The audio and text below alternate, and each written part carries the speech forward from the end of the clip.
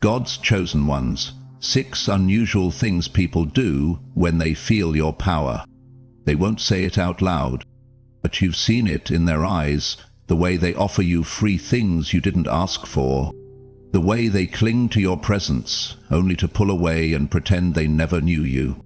One moment they're praising you, the next they're ignoring your very existence. And you wonder, what did I do wrong? But child of God, this isn't rejection, it's recognition. When heaven marks you, even those who don't believe in God can feel your difference. Their spirits sense the light, and whether they love it or fear it, they cannot ignore it. So if people have treated you strangely, this isn't an accident. This message was written in heaven with your name on it. She didn't dress loud. She didn't speak over anyone. Didn't force her way into spaces. Ava simply was, quiet, kind, and radiant in a way she didn't fully understand. She never asked to be seen, but somehow, wherever she went, people saw her. At the local diner, strangers paid her bill. In church, children gravitated to her pew like magnets. And then, some of her closest friends stopped returning her calls. At first, she thought she was the problem. "Maybe I'm too much," she whispered into her pillow one night. But deep in her spirit, something stirred. It wasn't her personality they were responding to. It was her presence, the divine kind. She was marked, chosen, and those around her, whether they could name it or not, sensed the anointing. Some tried to draw close to it. Others tried to run from it. A few even tried to break it. But Ava, she was done shrinking. She started journaling her story, and what began as confusion slowly became revelation. Because when you are chosen, people will treat you differently, not because something's wrong with you, but because the light in you reveals what's still hiding in them. And this is where her story, and maybe yours truly, begins. They offer you things you never asked for. It started with something small, a cup of coffee, handed to her with a smile and a whispered, "Don't worry, it's on me." She didn't think much of it until it happened again and again. Lunches were covered, event tickets appeared without request, people gave her discounts she never applied for. Even strangers in checkout lines would lean over and say, "I've got it today." At first she smiled politely, grateful but confused. Did I do something to deserve this? But deep down she knew it wasn't about what she did, it was about what she carried. She started noticing the patterns, the way people leaned in when she spoke, even if she was saying nothing extraordinary, the way their eyes softened, like they were remembering something ancient. Once, an old man at a farmer's market handed her a bag of apples and said, "You remind me of someone from the book. Can't put my finger on it, but there's oil on your life." She didn't know what to say, because she felt it too, that pull in the air, like something unseen was drawing people to respond to her presence. But here's what no one tells you about being chosen. Favor often comes dressed as confusion. It's confusing when people give you more than you asked for, and then expect you to carry their dreams, their burdens, their unspoken longing in return. They don't mean to pressure you, but somewhere inside they know you're different, touched, marked. They hope that by blessing you, they'll be blessed. That if they stay close enough, generous enough, kind enough, maybe the grace on your life will spill onto theirs. But Ava knew being chosen doesn't mean you owe them anything. She began to discern what was holy and what was hunger in disguise. She learned to receive with humility and sometimes to gently decline with peace. And in time, she stopped feeling guilty for the glow, because she didn't place the oil on her head. Heaven did. And when people see it, even if they don't have the language for it, they give, they serve. They kneel in their own quiet way, not because of her, but because of the one who sent her. They stand too close, hoping to catch the glow. They didn't always say hello. Some of them just stood there, too close, hovering beside her like moths drawn to flame. Ava felt it first in grocery store lines. Strangers brushing her shoulder, lingering too long with no clear reason. Then at church, women she'd never met asking if they could sit near her, if she'd pray for their daughter, if she could just lay a hand. She didn't advertise anything. She wore no badge, no title. She never told them what she carried. But they felt like they were trying to soak something in, like they believed that standing beside her could cleanse something inside of them. One woman even whispered once, "I don't know why, but I feel better just being near you." That both humbled and unsettled Ava, because no one tells you that when you're chosen, people will try to receive healing from your existence. Not your words, not your works, just your presence. She thought of the woman in the Gospels, 12 years bleeding, 12 years suffering, who reached out and touched just the hem of Jesus' robe and was made whole. Eva wasn't Jesus, but the spirit he carried, it lived in her now, and some people could sense it. That's why they lingered. That's why they sat too close, held her hand too long, opened up their traumas in parking lots and checkout lanes. They weren't being rude. They were reaching, hoping that being near her might be enough to heal something buried. It was beautiful, but it was also heavy, because for every soul that wanted healing, there were others who simply wanted to touch what they could never name. Not to be better, just to feel close to the holy for a moment. They didn't want her truth, they wanted her charge. And if she wasn't careful, they'd drain her dry, trying to hold on to what only God could give. So she learned to pray softly under her breath. Lord, help me love without leaking. Help me shine without being swallowed. Because even Jesus stepped away from the crowd sometimes. Even he climbed mountains to recharge. And so would she. Not because she didn't love them, but because she loved him more. And to keep carrying heaven's glow, she had to stay close to the flame. They start pulling away without saying why. It always started the same. One day, they're laughing with you, calling you soul sister, sending long voice notes asking for prayer, calling you their light in a dark season. And then, no argument, no goodbye, just distance. Cold shoulders, missed messages. Eyes that used to warm you now pretend not to see you. Ava had felt that shift before. Not once, not twice, but over and over again. And for a while she blamed herself. Maybe I said too much. Maybe I loved too hard. Maybe I was too much again.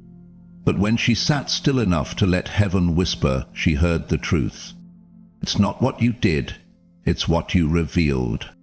See, when people encounter a chosen one, someone walking in authenticity, grace, and divine clarity, it exposes things. Their own confusion, their own compromise, their own buried callings. And while some will be drawn to your light, others will be shamed by it. Not because you condemned them, but because you reminded them of the person they stopped trying to become. Ava remembered Joseph. His brothers couldn't stand the way favor sat on him. He just told the truth about his dream, and they threw him in a pit. Not because he lied, but because his truth made them confront their own smallness. And that's what happened to her.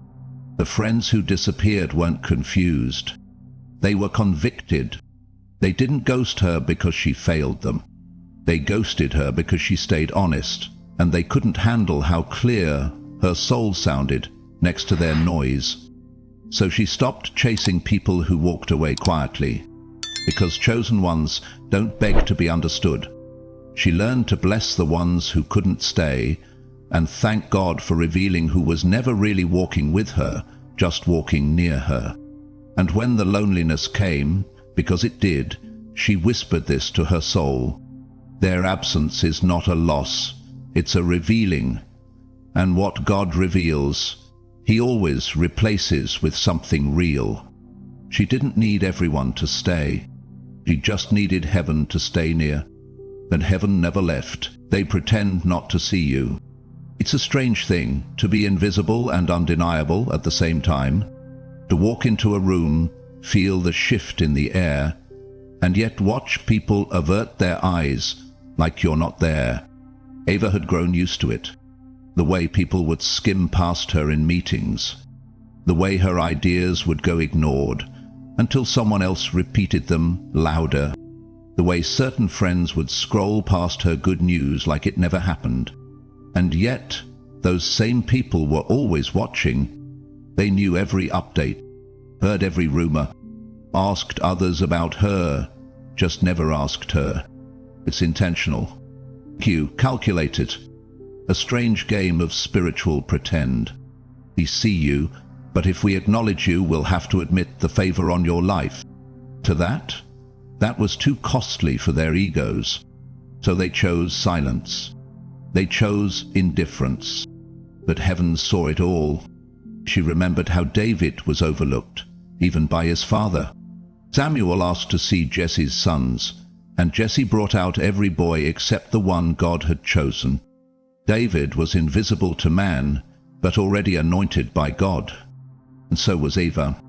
They didn't invite her to the table, but heaven had already set one in front of her, in the presence of those very same people. She stopped mourning their blindness, because what looked like rejection was divine protection. God was hiding her in plain sight, not to punish her, but to preserve her. Some blessings are too sacred for premature applause. Some anointings are too weighty for shallow celebration. Sophie covered her with silence until it was time to reveal. And when that time came, when the fruit of her obedience began to blossom, they couldn't deny her anymore. Not because she forced their attention, but because glory doesn't whisper forever. She kept her heart soft, even when their silence was sharp. She learned not to beg for recognition, because being seen by God was enough. And while others pretended not to see her, heaven never blinked. They brag to drown out your quiet foul.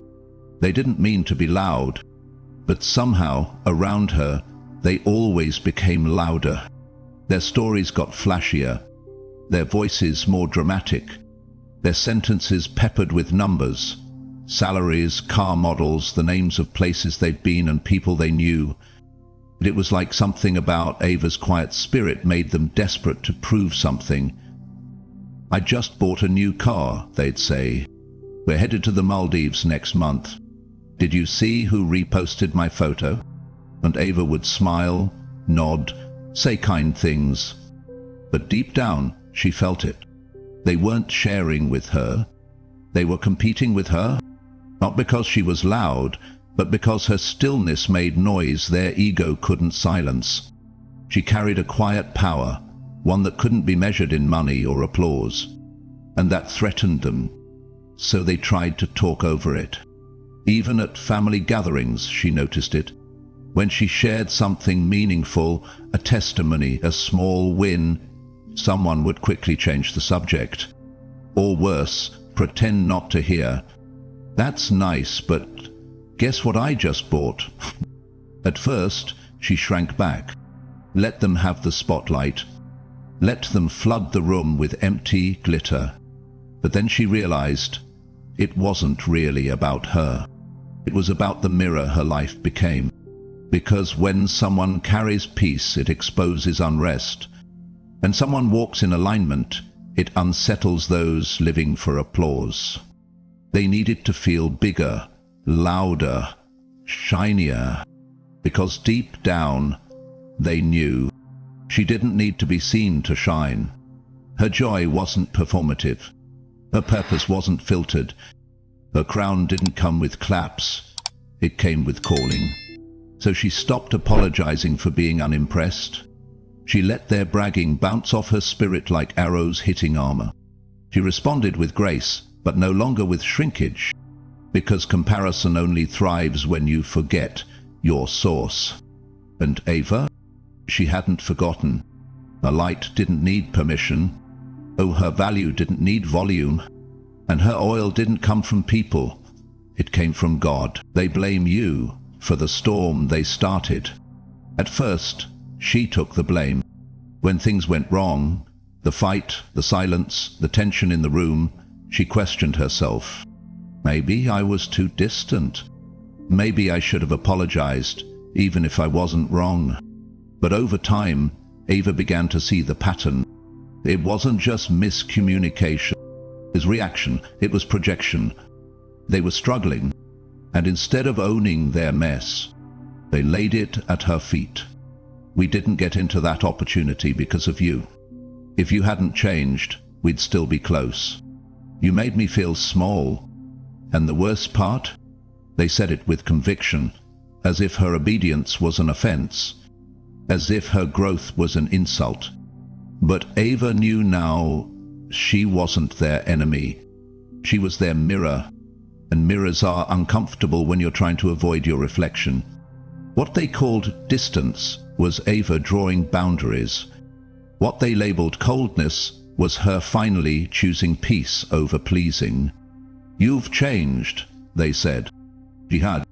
She stopped making herself small so others could feel tall. She stopped shrinking her spirit to fit into spaces she'd outgrown. And for some, that was unforgivable. So they blamed her for the storms they stirred, for the bridges they burned, for the choices they made while she was minding her assignment. Just like Joseph's brothers blamed him for the jealousy they created. Just like Saul blamed David for the fear he never conquered. It's what happens when a chosen one refuses to carry a cross that doesn't belong to them. So Ava let them talk, let them twist the story. But in her secret place, her journal, her prayers, her tears, she wrote the truth. I didn't break them. I just stopped letting them break me. They could blame her all they wanted, but she wasn't picking up their guilt anymore, because chosen ones aren't called to be scapegoats. They're called to be deliverers. And deliverers don't waste time defending themselves to people who were never meant to understand their calling. They didn't reject you, they recognized you. Eva didn't change overnight. But somewhere between the silence, the blame, the free offerings, and fake applause, she stopped apologizing for her anointing. She stopped shrinking to soothe others' discomfort, stopped explaining the oil on her life to people who were never meant to carry it. Because now she understood. They weren't rejecting her. They were reacting to the light. Some tried to get close, hoping proximity could give them power. Some backed away, afraid the light would expose what they were hiding. Others blamed her, because conviction always looks for a target. But Eva? She stayed the course, quiet, steady, glowing. Because when you're chosen, you don't fight for recognition. You walk in revelation. She no longer feared the strange reactions. They were confirmation. Every free gift, every ghosted friend, every false accusation, every bragging comparison, every whispered, "You've changed." They weren't curses. They were clues. Clues that she had been seen in the spirit long before she was seen in the natural. So if you've ever felt this too, if people have treated you strangely, offered too much, pulled away without reason, blamed you for storms they started, it's not because you're broken. It's because you're branded with heaven's seal. And when the world doesn't know what to do with divine light, it reacts the only way it knows how. But you, beloved, don't dim, don't shrink. Don't twist yourself into silence just to make others comfortable. You were not sent here to fit in. You were sent here to stand apart, lit by a fire not even darkness can understand. If this story spoke to you, if you've seen yourself in Ava's journey, drop this in the comments. They didn't reject me, they recognized me. Share this with someone who's been misunderstood for simply walking in their calling. And if you believe this message needs to reach more souls, support the journey. Let heaven lead you to be part of this mission. Details in the description. Your light matters. Your path is holy. And no matter how strange their reactions, heaven still calls you chosen.